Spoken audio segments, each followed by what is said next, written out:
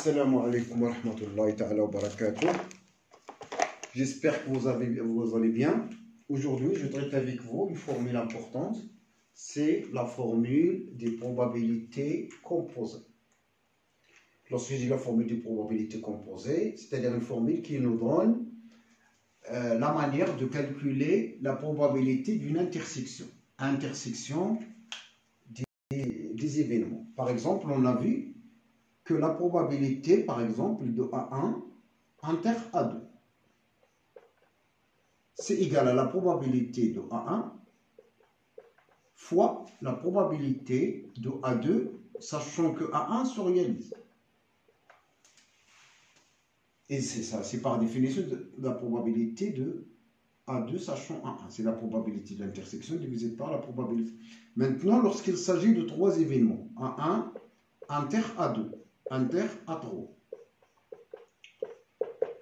c'est la probabilité de A1 fois la probabilité de A1 inter A2 inter A3, sachant A1 est réalisé.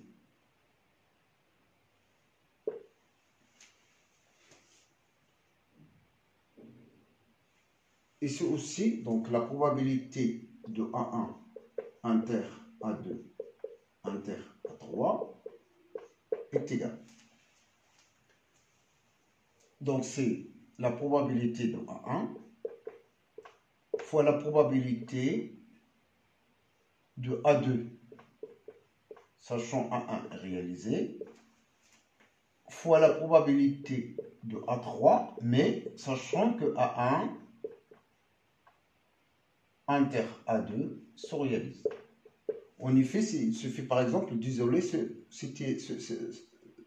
terme-là. Donc, P de A1 inter A2 inter A3 est égal à P de A1 inter A2 fois P de A3, sachant A1 inter A2, qui est égal.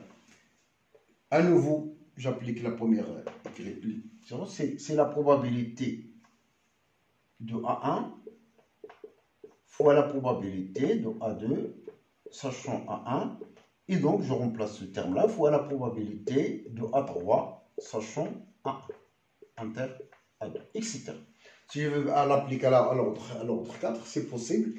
Donc, la formule de probabilité totale, ça nous donne une formule qui nous permet de calculer la probabilité d'une intersection des événements. Donc, on va traiter un exemple. Donc là, la probabilité maintenant, pour rappeler la probabilité de l'intersection de AI est égale à 1 jusqu'à n. Vous n'avez qu'à écrire le dernier terme, c'est P de AN, fois la probabilité des autres.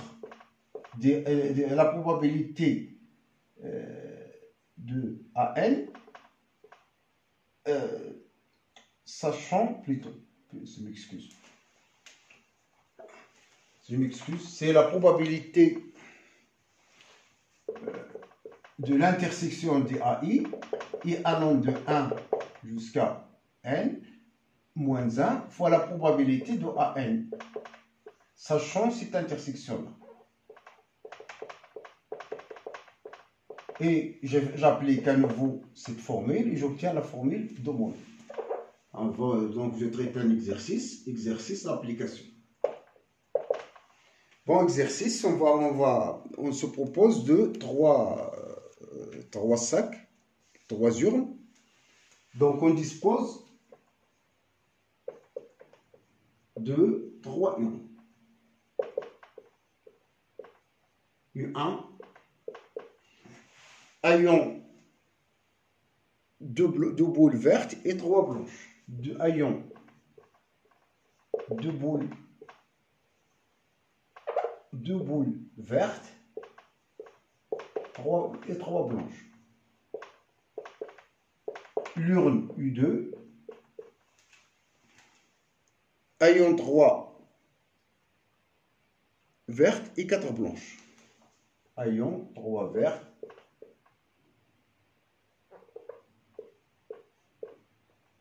contient 3 vertes et 4 blanches. Et l'urne U3 ayant une verte et 2 blanches. Une verte et 2 blanches. On tire une boule de U1, puis on la met dans U2, et puis on la met dans U2, et on tire ensuite de U2 une boule, et on la met dans U3.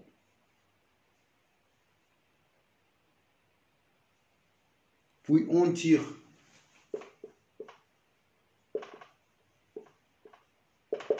une boule dans U2 et on la met dans U3.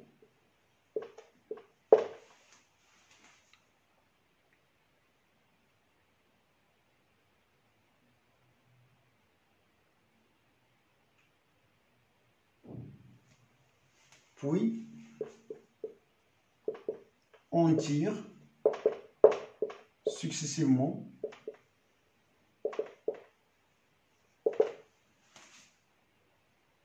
sans remise 2 boules de U3. Quelle est la probabilité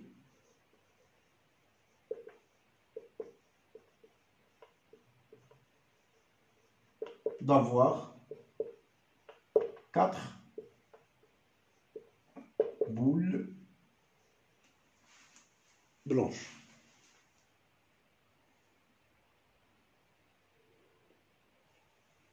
Bon, 4 boules blanches. Donc l'idée, c'est on dispose de 3 urnes ayant des boules dispersées comme ça.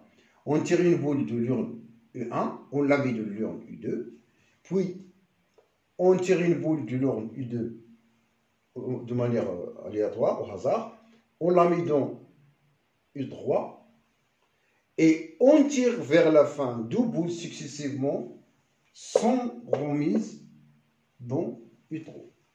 Quelle est la probabilité d'avoir 4 boules blanches? C'est-à-dire, je tiens compte de la boule tirée dans U1 et la boule tirée en U2 et les 2 boules tirées finalement.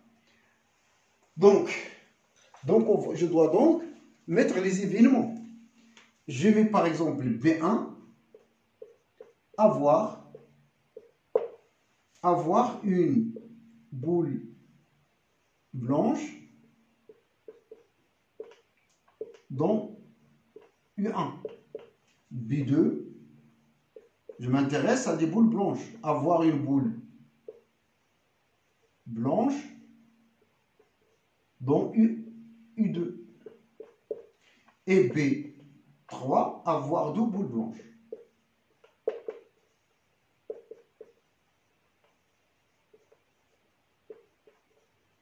Dans U3.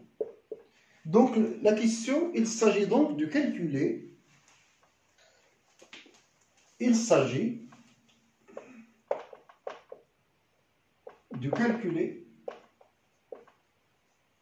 la probabilité de B1 inter B2 inter B3.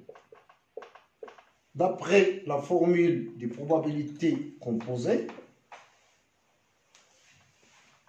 on a la probabilité, la formule des probabilités composées, on a la probabilité de B1 inter B2 inter B3 est égale à la probabilité de B1 fois la probabilité de B2, sachant B1 se réalise, fois la probabilité de B3, sachant que les deux événements B1 et B2 se réalisent en même temps.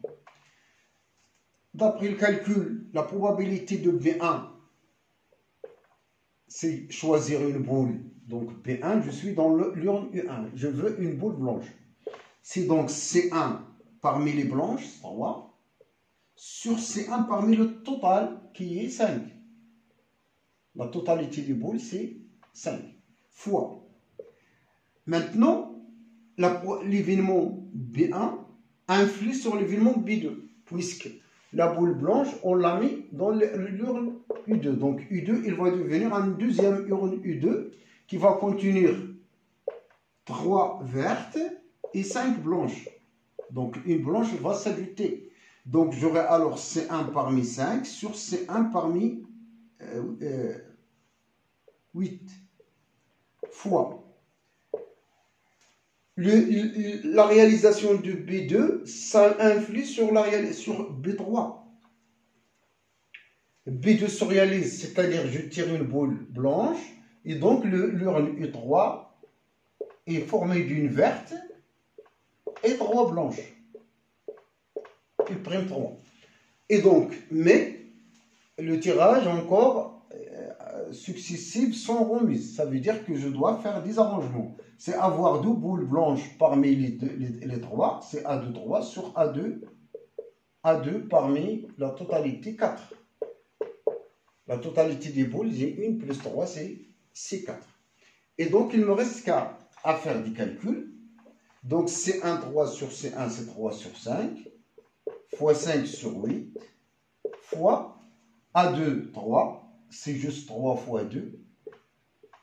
Et là, c'est 4 fois 3. C'est juste le produit des termes consécutifs en commençant par 4. 4 fois 3, juste 2 termes. Et donc, s'il y a des simplifications, je peux profiter. Je peux profiter de 3 qui va se simplifier. Ici, le 2, 2 fois 8, c'est 16. Et donc, 3 sur 16. Donc, voilà. Donc, j'arrête à ce niveau. Je vous remercie. Donc, on se verra la prochaine fois, Inch'Allah.